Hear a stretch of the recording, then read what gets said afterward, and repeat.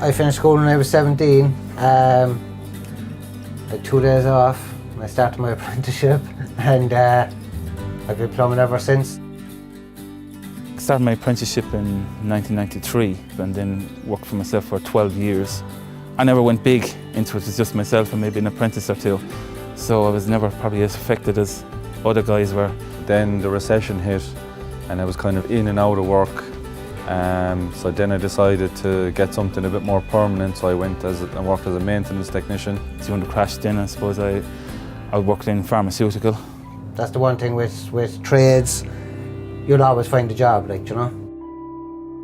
So with my previous job, I worked a lot of weekends and late nights and that. So I have 2 kids, Lily and Leon, and she's 3 and he's 8. So basically he used to be asking me every day, Dad, are you on days or nights? Are you working this weekend? So the job that Clúid had advertised at the time just fitted what I was looking for. So now I get to go home every weekend. I can go to all his football games, and now the kind of work-life balance I have is a lot better than what I had. It'll be a lot different from sites. It'll be kind of similar to if you were jobbing around doing a lot of private jobs. Similar to that, only for the fact that, you know, as a plumber you'd only be going doing plumbing, whereas with this you might be, you know, fixing windows as well while you're there on the job, or you might be doing some doors. You know, you'll be doing little bits of everything. Once you get used to the job, it's just, the main thing is you're dealing with people every single day. Like, I suppose much more so than before. You have to be very aware when you're going into a house what way to interact with them.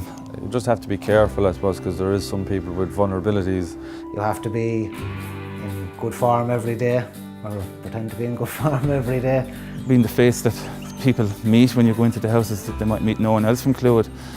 How you react to them is how they're going to perceive anyone else that comes behind you. Some people want to chat, and other people, they don't mind just as long as it's done, like, and that is working again and that everything's okay after you're going.